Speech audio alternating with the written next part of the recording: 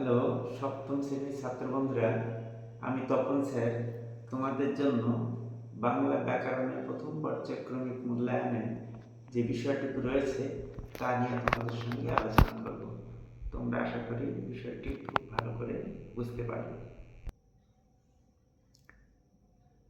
বাংলা ভাষার শব্দ। ভাষা হলো নদীর মতো, যুগ যুগ ধরে মানুষের কাছে ভাবের বাহন হিসাবে প্রাণের সঙ্গে মিশে রয়েছে।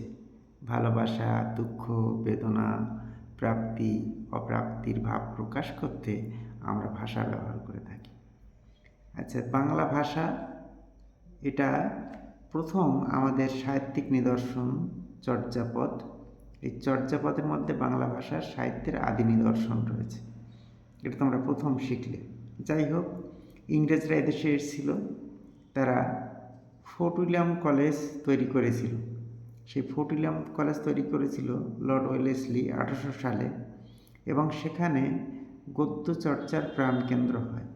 সেখানে ঈশ্বরচন্দ্র বিদ্যাসাগর, রামরাম বসু, মৃত্যুঞ্জয় বিদ্যালঙ্কার এমন অনেক বিদগ্ধ ব্যক্তিরা সেখানে শিক্ষাদান করেছিলেন। তা সেখানে গদ্য ভাষার চর্চা শুরু হয়ে যায়। তারপরে কি হয়, সেই গদ্য ভাষা চর্চায় ঈশ্বরচন্দ্র বিদ্যাসাগর তিনি ছেদ ও জ্যোতিচিহ্ন ব্যবহার করে তিনি হয়ে উঠলেন গদ্য সাহিত্যের জনক। আচ্ছা, তারপর যার কথা বলতেই হয় তিনি হচ্ছেন বিশ্বকবি রবীন্দ্রনাথ ঠাকুর। বিশ্বের দরবারে ভাষাকে সম্মান দিয়েছেন বা সম্মান তিনি পেয়েছেন, বিশ্বের কাছে বাংলা ভাষার যে সম্মান। গীতাঞ্জলি লিখে তিনি নোবেল পুরস্কার পেয়েছেন, বিশ্বের কাছ থেকে তিনি সম্মান অর্জন করে নিয়েছেন। এরপর আসি যে ভারতবর্ষের মধ্যে যে বাংলা ভাষা, সেই ভারতবর্ষের মধ্যে আদি বাসিন্দা হলো কোল, ভিল, মুন্ডা, সাঁওতাল। এরা হচ্ছে আদি বাসিন্দা। তারপর কি হলো, ইউরোপ থেকে ভারতবর্ষে আসলো আর্যরা, যারা গৌরবর্ণ ফর্সা। এদের কাছ থেকেই আমরা সংস্কৃত ভাষা পেয়েছি। এদের মুখের ভাষা হচ্ছে সংস্কৃত ভাষা। এই সংস্কৃত ভাষা বাংলা ভাষায় আসলো। তারপর আসলে ইংরেজরা ভারতবর্ষে প্রবেশ করলো, পরাধীন হলো দেশ, কিন্তু ইংরেজরা দিয়ে গেল তাদের ভাষা। আসলো ফরাসিরা আসলো এদেশে, ফরাসিরাও বাংলা ভাষা মধ্যে তাদের ভাষা রেখে গেল। আরবি, চীনা পর্যটক হিয়েংসাং, তোমরা শুনেছ নাম, এরা সকলেই ভারতবর্ষে এসেছেন এবং ভারতবর্ষের ভাষার মধ্যে তাদের সমস্ত ভাষা মিলেমিশে একাকার হয়ে গেছে। আত্মীকরণ ঘটেছে বাংলা ভাষায় এবং সেটা হয়ে উঠেছে মিশ্র ভাষা। এবার আসছি, এদেশে যারা অনার্য ছিল, সে অনার্যদের ভাষা হচ্ছে কোল, ভিল, সাঁওতাল, মুন্ডা, সবার, নিষাদ, সাঁওতালদের ভাষা। এরা হচ্ছে খাঁটি দেশি ভাষা। ঝিঙে, ঝাঁটা, ঢোল, মুড়ি, চিংড়ি, কাতলা, ঢেঁকি, দোয়েল প্রভৃতি, এ সকল শব্দগুলো হচ্ছে দেশি শব্দ।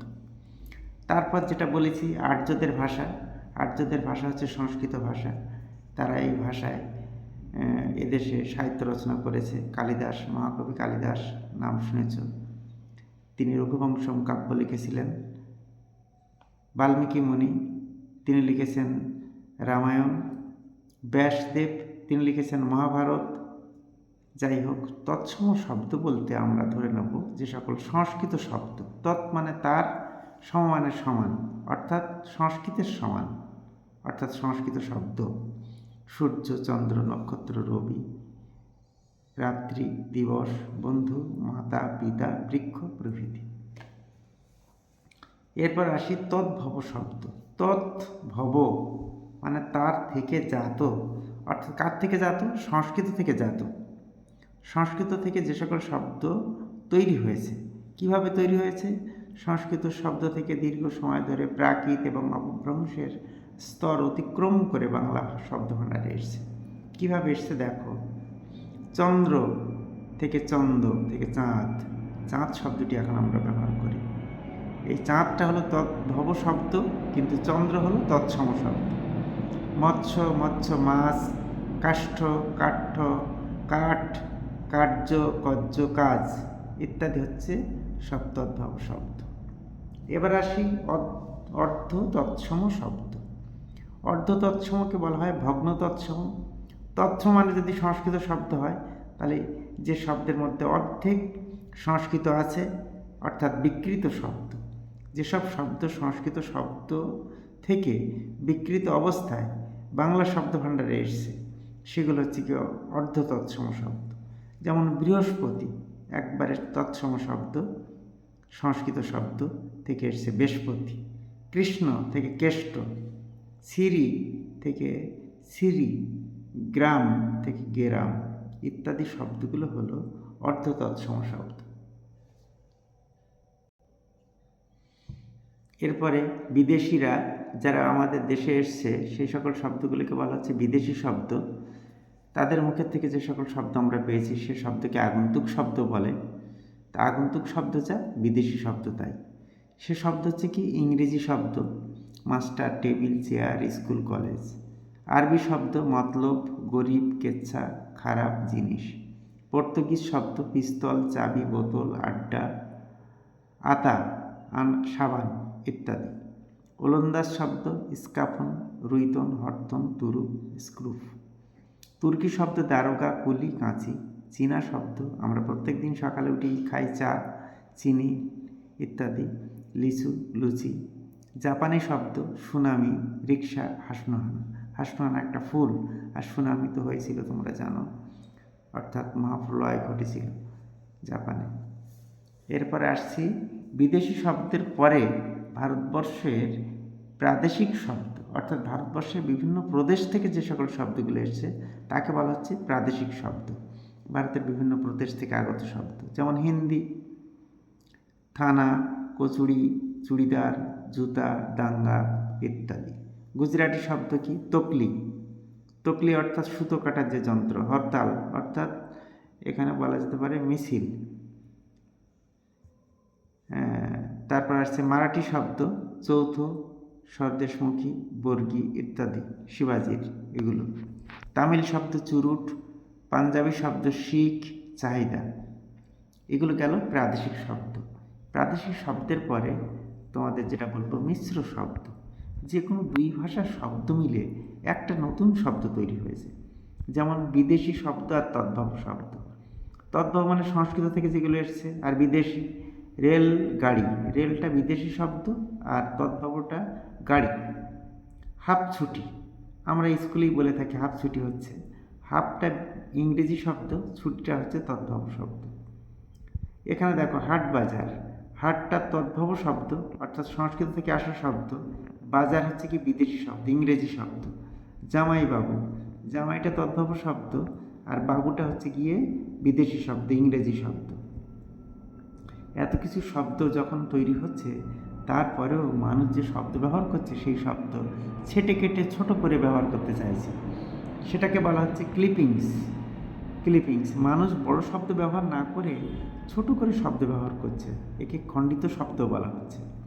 যেমন এরোপ্লেন, এরোপ্লেনকে এত বড় শব্দ না বলে বলছে প্লেন।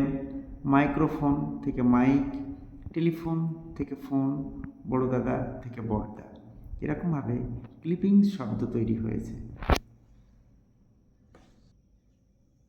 এরপর আসছি মুন্ডুমাল শব্দ।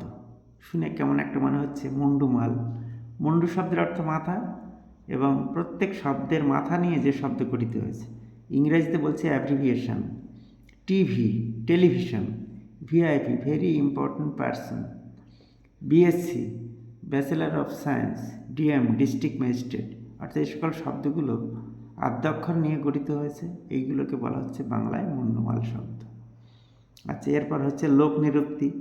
আমরা বুঝে নেব যে শিক্ষিত অশিক্ষিত আমরা সকলেই মেলামেশা করছি, কিন্তু অশিক্ষিত অল্প শিক্ষিত মানুষ হাটে বাজারে তাদের জ্ঞান বিশ্বাস অনুসারে যে সকল শব্দ পরিবর্তন করে নিজের মতো করে বলছে সেগুলো হচ্ছে গিয়ে লোক নিরুক্তি। যেমন উচ্ছে, উচ্ছেটাকে না বলে বলছে উস্তে। টাকার কুবির অর্থাৎ ধনকুবের টাকার, সেটাকে না বলে বলছে টাকার কুমির। যেমন বলছে দাগা, দাগা শব্দটা যেটা হচ্ছে দাগা, এটা শব্দ বলছে গাদা, অর্থাৎ মাছের উপরের অংশ যেটা সেটাকে বলা হচ্ছে গাদা, সেটাকে দাও। অর্থাৎ লোক নিরুক্তি হলো অল্প শিক্ষিত মানুষের জ্ঞান বিশ্বাস অনুসারে শব্দের যে পরিবর্তন, সেটা হচ্ছে গিয়ে লোক নিরুক্তি। তোমাদের ব্যাকরণ ভীতি কাটাতে আমি এই প্রথম পর্যায়ক্রমিক মূল্যায়নের বিষয়ে তোমাদের কাছে বললাম।